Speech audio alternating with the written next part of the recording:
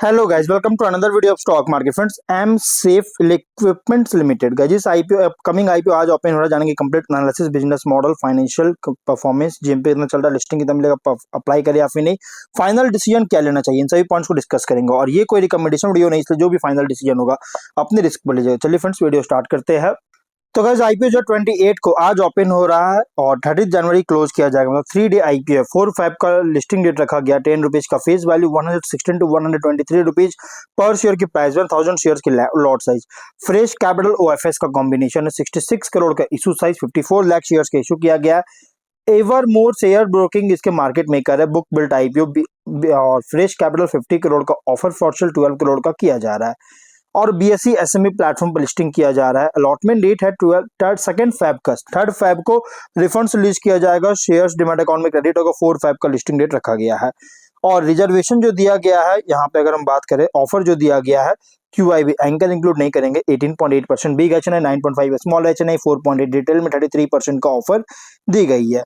वहीं अगर हम यहाँ ऑफर जो यहाँ पे रिटेल ओनली 2 लॉट अप्लाई कर सकते हैं। 2000 शेयर्स में 2.5 लाख रुपीज पे करना पड़ेगा। Small HNI minimum 3 lot apply कर सकते हैं, 3.7 लाख रुपीज पे करना पड़ेगा। मैक्सिमम 8 लॉट अप्लाई कर सकते हैं, 9.8 लाख रुपीज पे करना पड़ेगा। Big HNI minimum 9 lot apply कर सकते हैं, 11.1 लाख रुपीज पे करना पड़ेगा। अगर हम बात करें गाइज यहाँ पे कंपनी के जीएमपी को लेकर, तो कंपनी का जीएमपी 18 रुपीज का ट्रेड कर रहा है। 14.6% की एक अच्छी लिस्टिंग मिलने जा रहा है। बहुत स्ट्रॉन्ग तो नहीं, लेकिन हाँ एक अच्छी लिस्टिंग मिलने जा रही है। 18,000 रुपीज के एस्टिमेटेड लिस्टिंग प्राइस और 141 रुपीज के एस्टिमेटेड लिस्टिंग प्राइस मिल सकता है। बिजनेस की बात करें तो कंपनी 2019 में इनकॉर्पोरेट किया गया था, जो कि ये कंपनी जो है ना रेंटल, मतलब कि कंपनी एक्सेस और हाइट सेफ्टी इक्विपमेंट्स का, जो कि सेफ वर्किंग, जो कि हाइट्स पर जो काम करते हैं उसके सेफ वर्किंग के लिए यूज होता है, जिसका मैन्युफैक्चरिंग, सेल्स और रेंटल पे देती है। प्रोडक्ट पोर्टफोलियो में इंक्लूड है aluminium scarf holdings, mild steel scarf holdings, aluminium ladders और फाइबर रीइंफोर्स्ड प्लास्टिक लेडर्स, जो कि ऑपरेशनल और सेफ्टी नीड्स जो होता है, construction maintenance, installation, repair, infrastructure development activities में इसको केटर कर रही है। और कंपनी जो 3 मैन्युफैक्चरिंग फैसिलिटीज है ग्रेटर नोएडा में, जिससे ऑपरेट हो रहा है, जिससे एक नेटवर्क है 17, मतलब कि 17 वेयर हाउसेस का नेटवर्क है, जिसके द्वारा सपोर्टेड है मल्टीपल स्टेट्स में, जिसमें इंक्लूड है महाराष्ट्र, कर्नाटक, तमिलनाडु, गुजरात, पंजाब, वेस्ट बंगाल। और ये फैसिलिटीज जो है ना, ये इफिशिएंट स्टोरेज, डिस्पैच और कलेक्शन ऑफ प्रोडक्ट्स का सेल्स और रेंटल दोनों के लिए इनेबल करती है। फिस्कल 25 फिस्कल के दौरान कंपनी ने 22 स्टेट्स, 3 यूनियन टेरिटरीज में प्रोडक्ट सप्लाई कर चुका था, जो कि डाइवर्स क्लाइंट रिक्वायरमेंट्स को सर्व कर रही है अलग अलग सेक्टर्स में, जैसे construction, HVAC, MEP, electrical works, fire safety, interiors, warehousing. और 31 दिसंबर के अकॉर्डिंग 350 परमानेंट एम्प्लॉयज और 600 कॉन्ट्रैक्चुअल एम्प्लॉयज कंपनी में काम कर रहे थे, जिससे इसके लिए जो ऑपरेशनल एफिशिएंसी और नेशन वाइड रीच को इंश्योर करती है। अगर हम बात करें ओवरऑल बिजनेस का, तो कंपनी का जो बिजनेस है ये मैन्युफैक्चरिंग, मार्केटिंग और रेंटिंग करता है हाई सेफ्टी इक्विपमेंट्स का। और अगर हम फाइनेंशियल की बात करेंगे तो एसेट्स है 88 करोड़ का, नेट वर्थ है 36 और रिजर्व्स 20 और डेट है 38 करोड़ का। वही रेवेन्यू प्रॉफिट 23 में 29.7 करोड़ का रेवेन्यू, 3.6 करोड़ का प्रॉफिट, 24 में 48 करोड़ का रेवेन्यू, 6.5 करोड़ का प्रॉफिट, 25 में 71.6 करोड़ का रेवेन्यू, 13 करोड़ का प्रॉफिट, फर्स्ट हाफ में 49 करोड़ का रेवेन्यू, 10.5 करोड़ का प्रॉफिट है। फाइनेंशियल अगर देखा जाए तो टॉप लाइन हो या बॉटम लाइन, कंसिस्टेंट ग्रोथ देखने को मिल रहा है, लेकिन जो प्रॉफिट मार्जिन है ना, बहुत ही शानदार देखने को मिल रहा है। डबल के आसपास प्रॉफिट मार्जिन देखने को मिल रही है। और ये मतलब कि जो इंक्रीज कर रहा है, जो कि डाउट ही क्रिएट नहीं कर रहा, बल्कि सस्टेनेबिलिटी के लिए कंसर्न रेज कर रहा है आगे चलकर, क्योंकि एक हाईली कॉम्पिटिटिव फ्रैगमेंटेड सेगमेंट में ऑपरेट हो रहा है, जो कि competitive Technocraft India industries limited. और भी बहुत सारे कॉम्पिटिटर, जैसे रीजनल वाइज अगर देखिए तो बहुत सारे कॉम्पिटिटर है। ऑब्जेक्टिव क्या है, तो मैं नई मैन्युफैक्चरिंग फैसिलिटी का सेटअप करने के लिए कैपेक्स करना चाहती है, और रेंटल पर्पस के लिए इक्विपमेंट का मैन्युफैक्चरिंग के लिए कैपेक्स करना चाहता है, वर्किंग कैपिटल रिक्वायरमेंट्स की ओर यूटिलाइज करना चाहता है, जनरल कॉर्पोरेट पर्पस के लिए फंडिंग चाहती है। रेशियोज में अगर बात करें तो ROE 34, ROCE 21, RONW 29% का, PAT margin, EBITDA margin 21.4, 39.2%, PB और पी रेशियो 5.4 15.1 टाइम का, promoter holding ratio 100, post issue 73.5% का, और मार्केट कैप 251 करोड़ के अराउंड होगा। कंपनी के प्रोमोटर है प्रदीप अग्रवाल, मिस्टर अजय कुमार कनोई, में वंश अग्रवाल, रुशील अग्रवाल, गौरव अजय कुमार कनोई और राजनी अजय कनोई, मोनिका अग्रवाल इसके प्रोमोटर है।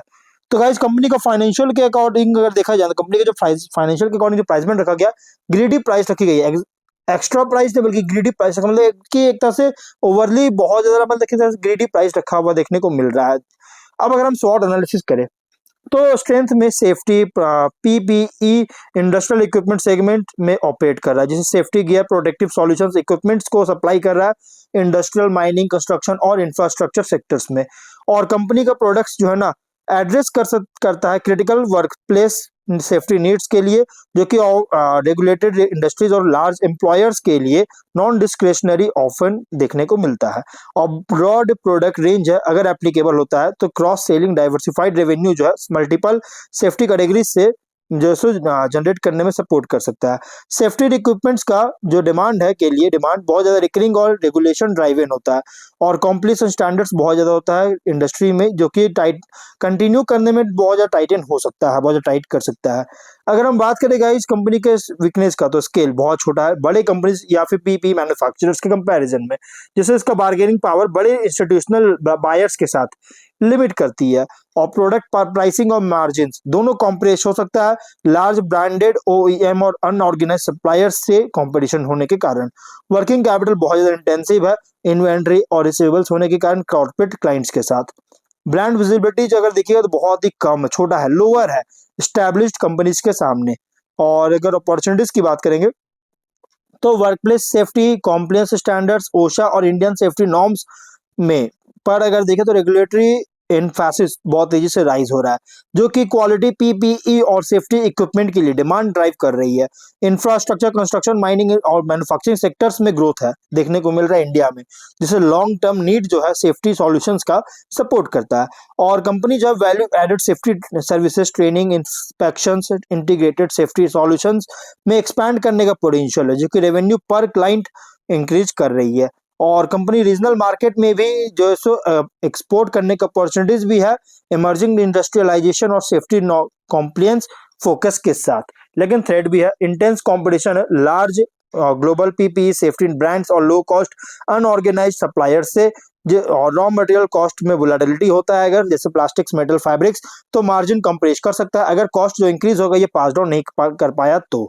इकोनॉमिक स्लो डाउन या फिर इंडस्ट्रियल कैपेक्स में स्लो डाउन होता है तो गाइस सेफ्टी इक्विपमेंट के लिए जो डिमांड है इसको रिड्यूस कर सकती है। रेगुलेटरी चेंज अगर होता है तो हायर कॉम्प्लायंस कॉस्ट को इंपोज कर सकता है, लगाया जा सकता है, और प्रोडक्ट स्टैंडर्ड्स को इंपैक्ट कर सकती है। फाइनल डिसीजन अगर पेयर कॉन्टेक्ट करें तो लार्ज पीपीई और इंडस्ट्रियल सेफ्टी इक्विपमेंट मैन्युफैक्चरर से कंपेयर करें तो एम सेफ इक्विपमेंट्स जो है ना ये स्मॉल है, बहुत छोटा है, लेकिन निश बहुत मोर निश कंपनी है।